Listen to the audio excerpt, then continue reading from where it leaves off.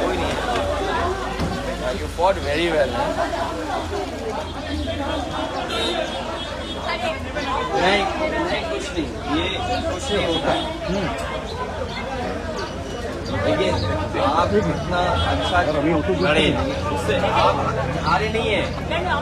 नहीं आप हारे नहीं है, आप हारे नहीं है, हारे नहीं है।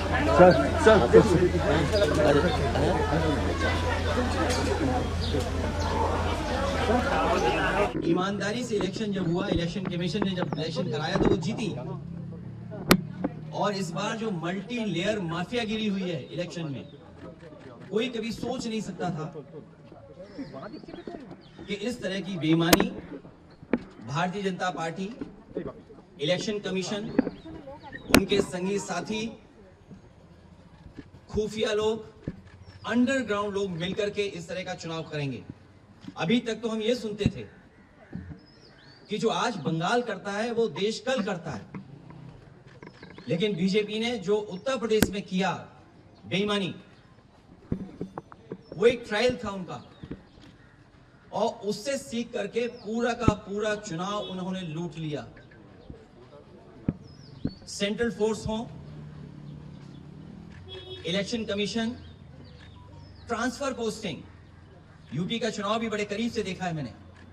न जाने कितने अधिकारियों की हम शिकायत करते थे, न कभी डीजीपी हटा, न कभी चीफ सेक्रेटरी हटे, न कोई डिस्ट्रिक्ट का अधिकारी हटाया उन्होंने। लेकिन जब बंगाल का चुनाव हुआ, पूरा का पूरा स्ट्रक्चरली उन्होंने अपना बनाया और उनको निर्देश दिए गए कि आपको चुनाव हराना है।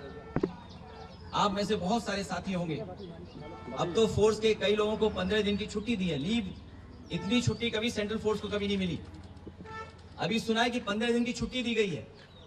और जिस तरह का व्यवहार यहाँ हो रहा है पॉलिटिकल वर्कर के साथ, पार्टी ऑफिस के साथ, हम लोग भी सरकार में आए और सरकार से गए, कभी कभी किसी वर्कर, पॉलिटिकल वर्कर के साथ इस तरह का व्यवहार नहीं हुआ। चाहे हमारे साथी अभिषेक हों, आदरणीय दीदी हों, उनको सिक्योरिटी की थ्रेट हो, जिन्होंने इतनी सेवा की हो लोगों की, आखिरकार किसकी ताकत की वजह से ही कर रहे हैं। और मैं तो वो तस्वीरें दिखाना चाहता हूं जो कभी यूपी में तस्वीरें बनी थी इलेक्शन में।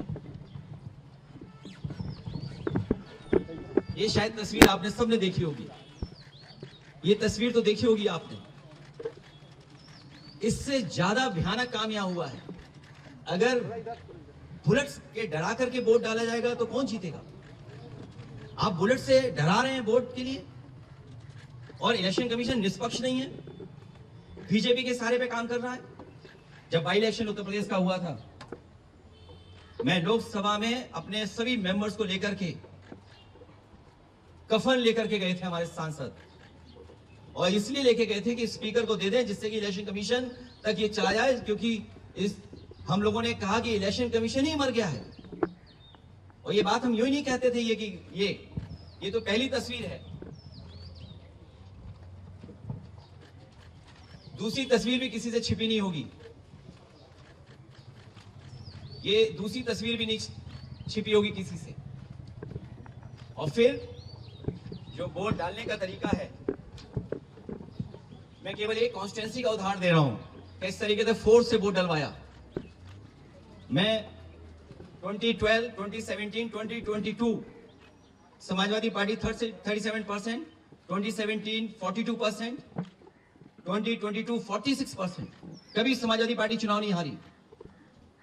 और बीजेपी 29%, 37%, 30%। और जब सेंट्रल फोर्स और फोर्स के साथ जब उन्होंने चुनाव डलवाया, अंदर किसी भी एजेंट को नहीं रुकने दिया।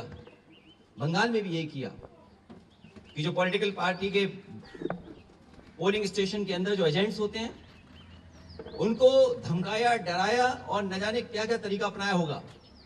यहां देखिए आप, जब डराया, धमकाया और पुलिस का साथ लिया तो कितना 77% पहुंच गया वोट बीजेपी का, 77%। ये वो डेटा मैं दिखा रहा हूं जो इलेक्शन कमीशन के पास भी अवेलेबल होगा।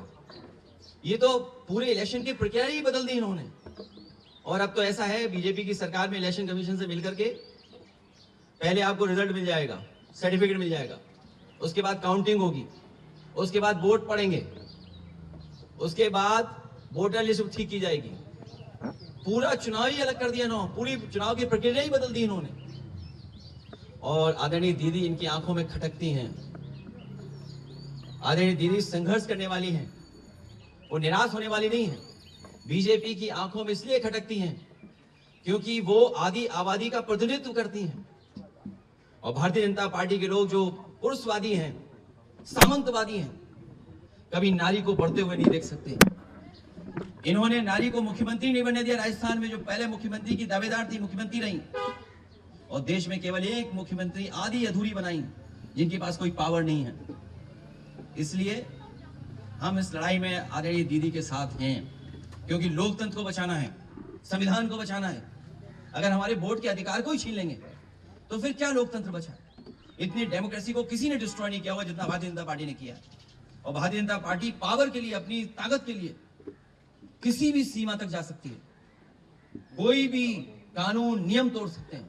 और उत्तर प्रदेश में हम लोगों ने बड़े करीब से देखा, वहां पर ये जो करते थे वो यहां पर किया है। अखिलेश जी, आप कह रहे हैं कि इलेक्शन कमीशन बीजेपी के साथ मिलजुल के ये सब किया, लेकिन आप लोग रोकेंगे कैसे सर? हर जगह से आप लोग वोट चोरी का शिकायत तो कर रहे हैं, लेकिन रोकेंगे कैसे? मुझे उम्मीद है कि देश की जनता इसके बाद जाग जाएगी।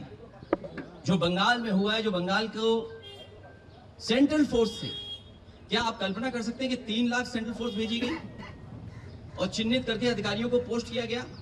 सुनने में तो यह भी आया कि अधिकारियों को लालच दिया गया है कि चुनाव जिता दो तो हम आपको अच्छा पद देंगे। और आप यकीन करना, देख लेना, आप जो यहां से चुनाव करा करके जा रहे हैं अधिकारी बड़े, कुछ न कुछ लाभ का पद पाएंगे। हम लोगों को उम्मीद है कि हम लोगों को जनता के बीच में जाकर के जगाना पड़ेगा उनको। सर, बीजेपी का कहना है ममता बनर्जी के बाद आप है टारगेट। उत्तर प्रदेश में नेक्स्ट ईयर इलेक्शन है, उनका कहना है कि आप है टारगेट। हमसे 2 गलतियां हुई, एक बीजेपी को हरा दिया और दूसरा अयोध्या हरा दिया, तो हम तो टारगेट में होंगे ही। ये कोई नई बात नहीं है, और हम तो बहुत टारगेट में, एक के टारगेट में नहीं है। अखिलेश जी, इसके साथ में यहाँ पर जो है बीजेपी की तरफ से कहा जा रहा है, चुनाव आयोग की तरफ से कहा जा रहा है कि ये यहाँ निष्पक्ष तरीके से चुनाव हुआ, हिंसा मुक्त चुनाव हुआ, इस वजह से इस तरह के नतीजे हैं। भारतीय जनता पार्टी सोम पपड़ी की तरह झूठ की लेयर है। सोम पपड़ी खाई कभी? एक लेयर के ऊपर दूसरी लेयर झूठ की चढ़ा देते हैं लोग। और आपको तो मैं ये कहता हूं ना, सब वीडियोस आर्काइव में पड़े हुए हैं। रामपुर का इलेक्शन देख लो, किसी वोटर को नहीं निकलने दिया। और ये जो डेटा मैं आपको दिखा रहा हूं, ये रामपुर की कॉन्स्टिट्यूंसी का दिखा रहा हूं मैं, कुंदर की कॉन्स्टिट्यूंसी का दिखा रहा हूं मैं। ये तो डेटा आप देख सकते हो। इलेक्शन कमीशन अंधा है क्या? और ये महिलाओं की तस्वीर क्या आप भूल गए? कि आपके अपने चैनल पे भी चली थी तस्वीरें, ये तस्वीरें आप भूल गए क्या? ये तो आपके चैनल पे भी तस्वीरें चली थी, वीडियो चले थे। ये इन महिलाओं ने, जिन्होंने कोई परवाह नहीं की, मैंने इन महिलाओं को 2-2 लाख रुपए से सम्मान किया था कि इन्होंने कम से कम अपने वोट के अधिकार के लिए लड़ी। उन्हें परवाह नहीं थी गोली की, उन्हें रिवॉल्वर की। आप पता करिए कि क्या हालत थी उस समय। केवल ये तस्वीर नहीं, ये तस्वीर भी आप भूले नहीं होंगे। हालांकि सीसीटीवी से बहुत घबराते हैं बीजेपी के लोग, सीसीटीवी से, कैमरे से बहुत घबराते हैं।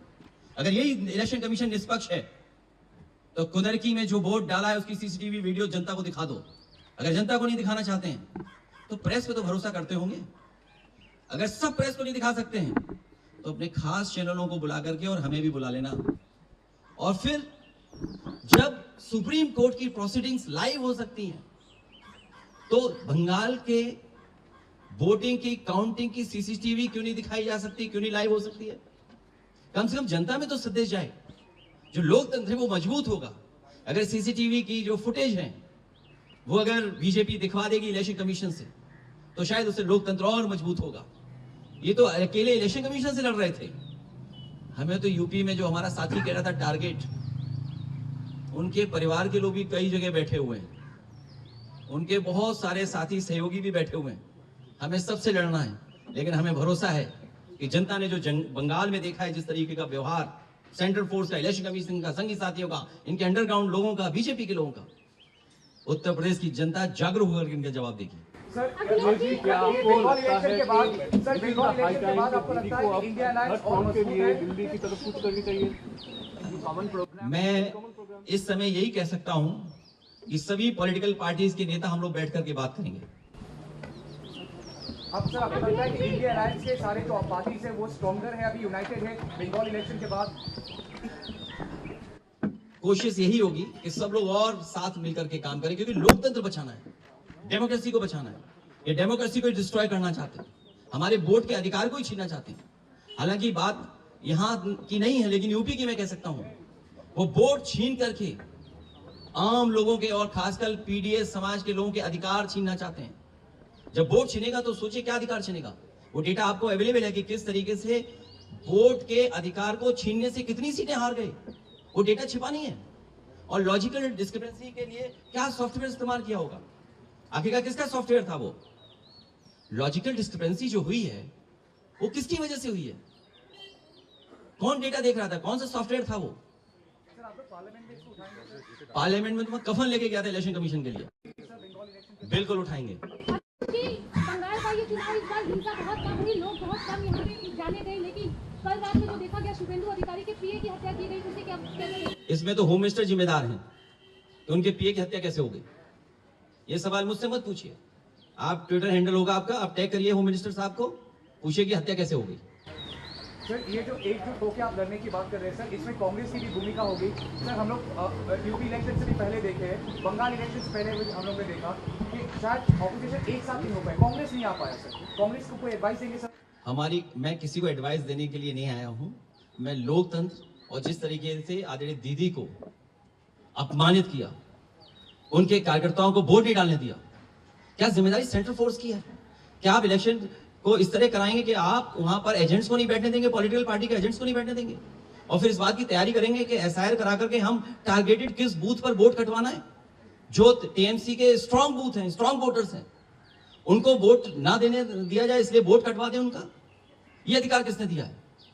यही लोकतंत्र को सबसे बड़ी हत्या कर रहे हैं बीजेपी के लोग मिल करके, वो भी इलेक्शन कमीशन से। इसलिए सभी पॉलिटिकल पार्टी से हमारी अपील होगी कि कम से कम इस सवाल पर हम सब एक दिखाई देंगे। के बाद में इंडिया ब्लॉक एक बार फिर से मजबूती के साथ जो है नजर आएगा। हम सब पॉलिटिकल पार्टी के लोग एक साथ खड़े हुए दिखाई देंगे। सर ये सवाल मैं आपसे लास्ट टाइम भी पूछने की कोशिश किया था सर। बंगाल में 91 लाख लोगों को हटाया गया था, उसमें डिलीटेड शिफ्ट है, डुप्लीकेट भी है और लॉजिकल डिस्क्रिपेंसी भी है। लेकिन उत्तर प्रदेश की जो ड्राफ्ट लिस्ट है उसमें 2.8 करोड़ लोगों को हटाया गया था। कोई कॉन्फर्मेशन है सर कितने रोहिंग्या मिले उधर से? क्योंकि बंगाल में जिन लोगों को हटाया गया सबको कहते हैं कि रोहिंग्या है। जब ये बात आपको पता है तो ये भी पता होगी आपको कि हमारे मुख्यमंत्री जी घबरा गए थे। उन्होंने कहा कि 4 करोड़ वोट हमारे कट गए इसमें। तो क्या मानूं मैं आप? अगर हमारे उत्तर प्रदेश के मुख्यमंत्री ये शिकायत करें इलेक्शन कमीशन को कि 4 करोड़ वोट हमारे कट गए, तो इस सवाल का जवाब तो हमारे उत्तर प्रदेश के मुख्यमंत्री